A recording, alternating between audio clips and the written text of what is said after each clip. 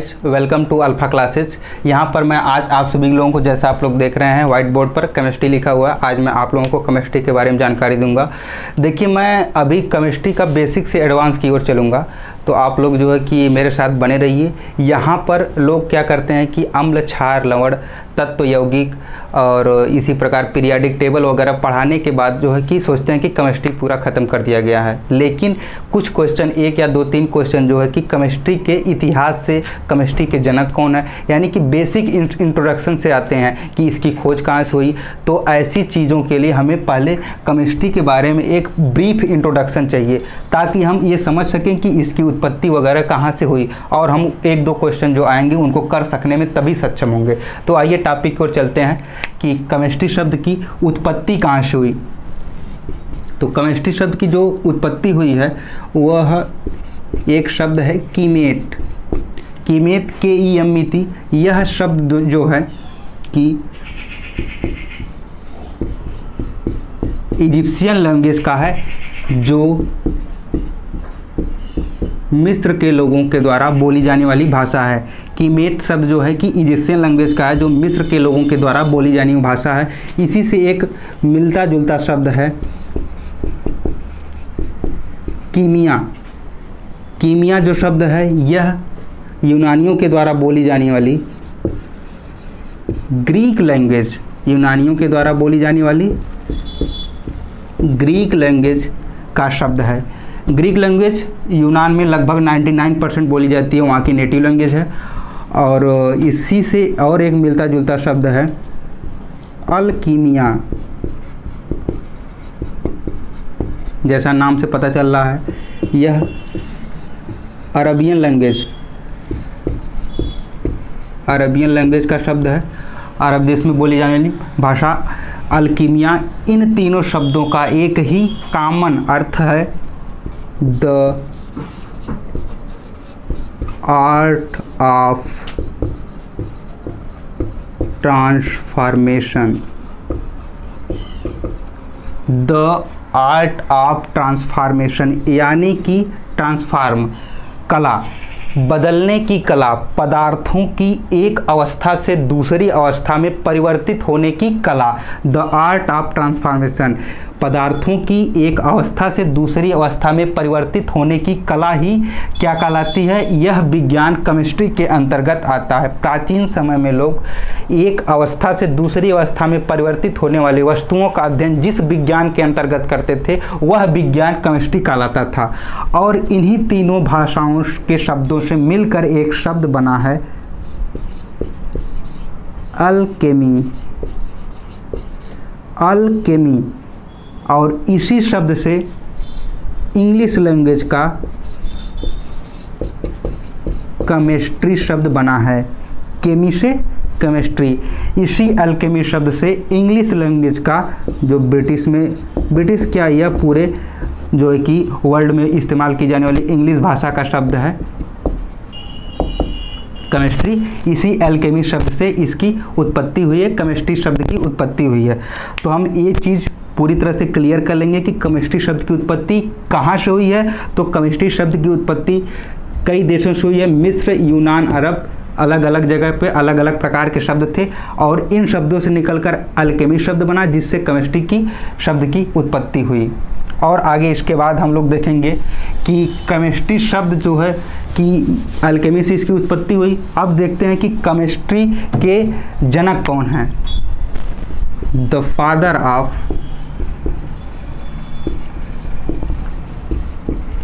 Modern chemistry, यानी कि रसायन, आधुनिक रसायन विज्ञान के जनक कौन है। ये क्वेश्चन कई बार पूछा गया है कि आधुनिक रसायन विज्ञान के जनक कौन है। तो ऑप्शन में लेवासिये दिया रहता है। कहीं कहीं पर इनका पूरा नाम जो था एंटोनी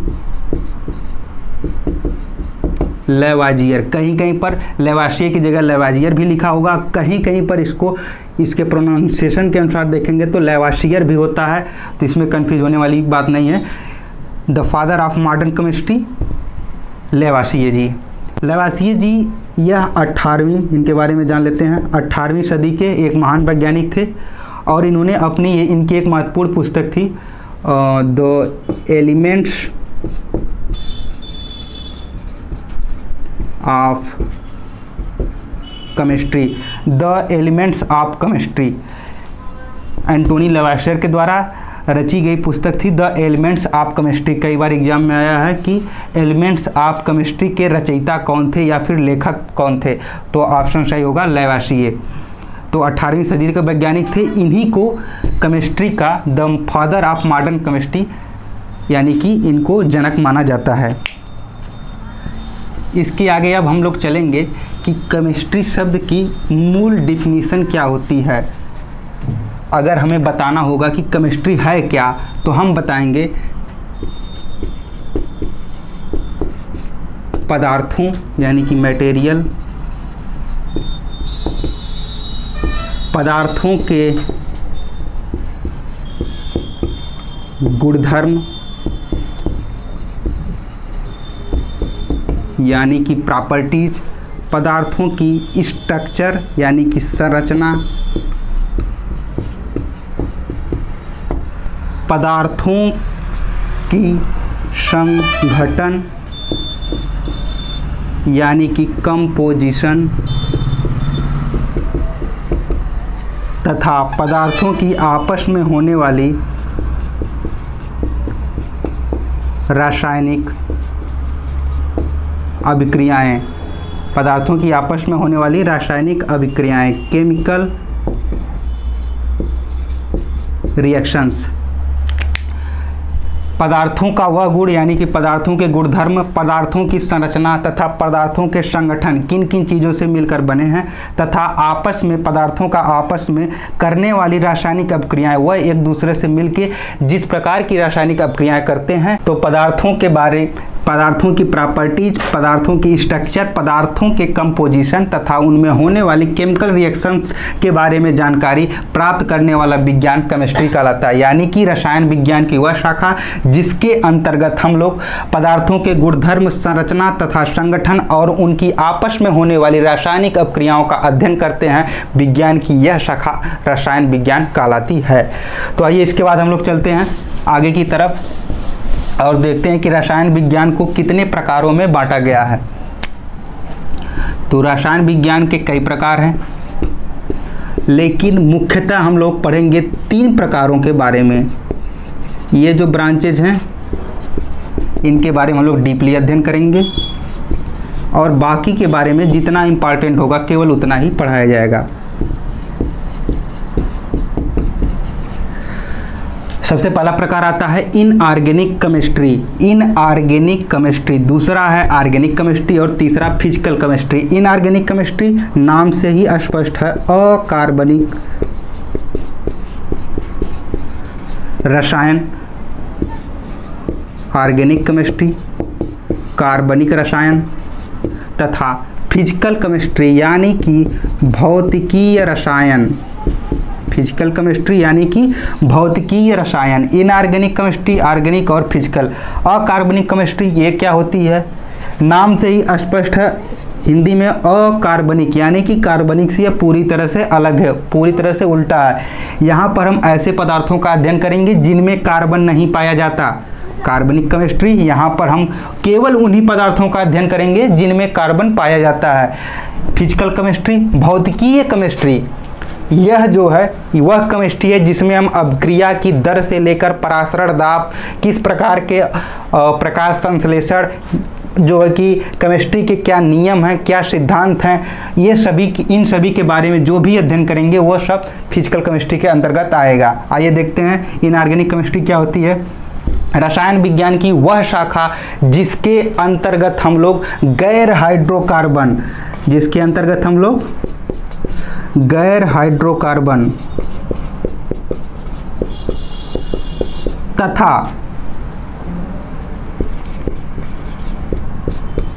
अकार्बनिक पदार्थों।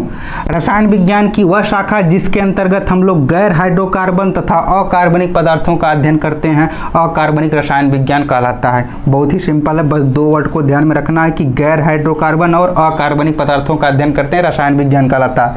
अब आप लोगों का क्वेश्चन हो सकता है कि ये गैर हाइड्रोकार्बन क्या होते हैं। नाम से ही स्पष्ट है, गैर यानी कि ये हाइड्रोकार्बन नहीं है। हाइड्रोकार्बन के अलावा हाइड्रोकार्बन क्या होते हैं? हाइड्रोजन तथा कार्बन, हाइड्रोजन तथा कार्बन से मिलकर के श्रृंखलाओं से मिलकर बनने वाले यौगिक हाइड्रोकार्बन कहलाते हैं। तो अकार्बनिक केमिस्ट्री में गैर हाइड्रोकार्बन है, तो यहाँ पर हाइड्रोजन तथा कार्बन की श्रृंखलाएं इन यौगिकों में नहीं पाई जाएंगी। अकार्बनिक यहाँ पर कार्बन के अलावा हर प्रकार के यौगिकों का अध्ययन किया जाएगा, लेकिन उन यौगिकों में कार्बन नाम की कोई चीज़ नहीं होगी। अब आगे देखते हैं, सेम चीज़ है कि कार्बनिक में क्या आता है, तो कार्बनिक जस्ट इसके विपरीत होगा। कार्बनिक रसायन विज्ञान में यही दो चीज़ें आएंगी, इनमें आएंगे हाइड्रोकार्बन तथा कार्बनिक यौगिक। यानी कि ऑर्गेनिक केमिस्ट्री में हम लोग हाइड्रोकार्बन्स तथा कार्बनिक कंपाउंड्स का अध्ययन करते हैं।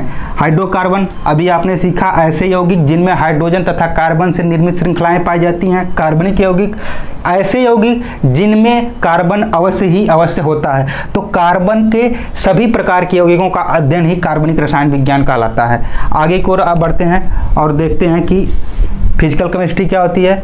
हमने बता दिया कि फिजिकल केमिस्ट्री के अंतर्गत हम लोग अध्ययन करते हैं अभिक्रिया की दर, यानी कि रिएक्शन रेट, किस रेट से रिएक्शन हो रहा है, परासरण दाब, प्रकाश संश्लेषण की क्रिया, पौधों में जो होती है भोजन बनाने के लिए प्रकाश संश्लेषण की क्रिया। इसके अलावा कई प्रकार के गैसीय नियम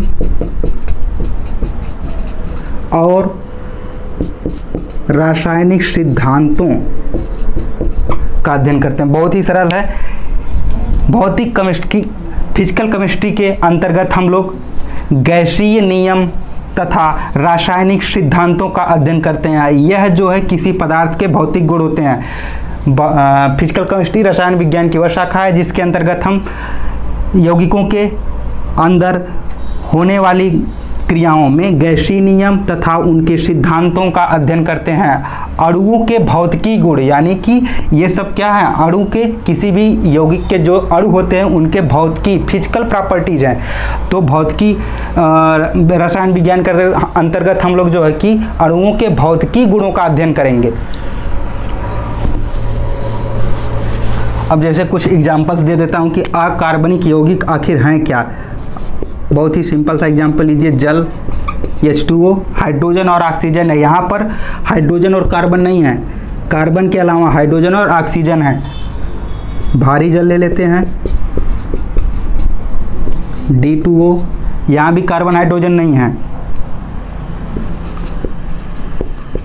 हाइड्रोजन परऑक्साइड का नाम तो सुना होगा, H2O2, यहाँ भी कार्बन नहीं है, यानी कि ये सभी अकार्बनिक यौगिक हैं। सल्फर डाइऑक्साइड कार्बन नहीं है तो अकार्बनिक यौगिक होगा। तो ये इस प्रकार के एग्जाम्पल हैं अकार्बनिक यौगिक में। कार्बनिक यौगिक देख लेते हैं, मेथेन, मेथेन गैस का नाम सुना होगा, मार्स गैस, सूत्र होता है CH4। और एक सबसे जो है कि प्रसिद्ध एग्जाम्पल लेते हैं एथिल अल्कोहल। भैया ये क्या है? ये वही चीज़ है जिसको लेने के बाद लोग अपने में नहीं रहते, C2H5OH। ये वही चीज़ है जिसको लेने के बाद लोग अपने में नहीं रहते, यही है शराब या मदिरा। इसमें कार्बन और हाइड्रोजन है, मेथेन कार्बन और हाइड्रोजन है, कार्बन सब में है, यानी कि ये सभी कार्बनिक कंपाउंड होंगे।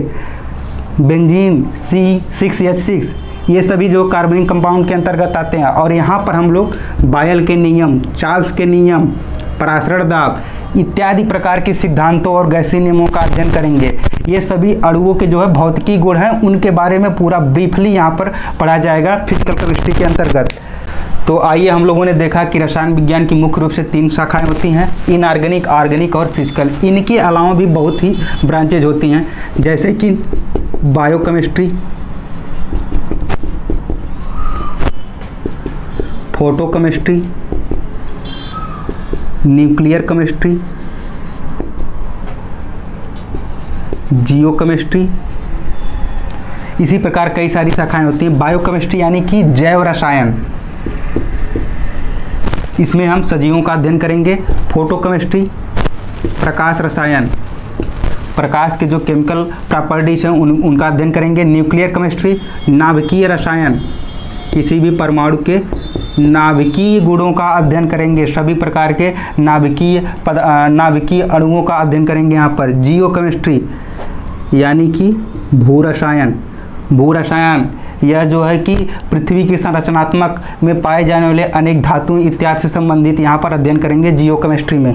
तो केमिस्ट्री की ये भी शाखाएं हैं, लेकिन इन कंपटीशन में इनसे केवल कुछ ही क्वेश्चन आते हैं, तो हम इम्पॉर्टेंट चैप्टर का केवल इनमें से चूज करके ही अध्ययन करेंगे।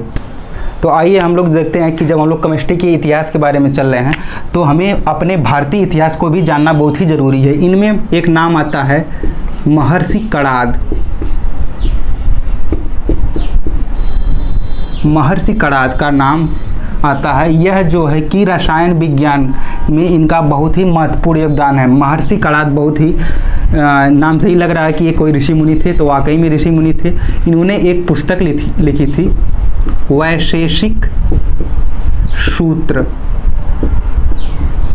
वैशेषिक सूत्र नामक पुस्तक में इन्होंने विज्ञान में, रसायन विज्ञान के प्रति अपनी कुछ खोजों और कुछ सिद्धांतों को दिया। इसमें इन्होंने पहले सर्वप्रथम विश्व में सबसे पहले इन्होंने बताया कि परमाणु जो है किसी भी पदार्थ का सबसे छोटा कण है। इस बारे में सबसे पहले सूचना देने वाले महर्षि कणाद थे। और इसके अलावा एक नाम आता है आचार्य प्रफुल्ल चंद्र राय। आचार्य प्रफुल्ल चंद्र राय जी, इनको यहाँ पर भारत में आधुनिक रसायन विज्ञान का जनक माना जाता है, यानी कि भारतीय आधुनिक रसायन विज्ञान का जनक आचार्य प्रफुल्ल चंद्र राय जी को माना जाता है। यह इंडिया में रसायन विज्ञान के क्षेत्र में सबसे पहले प्रोफेसर थे, आचार्य प्रफुल्ल चंद्र राय जी। इन दोनों लोगों का नाम हमें जो है कि हमेशा दिमाग में रखना काफ़ी आवश्यक है, क्योंकि केमिस्ट्री के विकास में इंडिया में इन लोगों की बहुत ही महत्वपूर्ण योगदान रहा है, महर्षि कणाद जी का और आचार्य प्रफुल्ल चंद्र राय जी का। तो अब इसी के साथ ही मैं टॉपिक को ख़त्म करूंगा और अगली टॉपिक में मैं इससे आगे की ओर लेके चलूंगा। तो हमारे साथ इसी तरह बने रहिए। Stay tuned with us.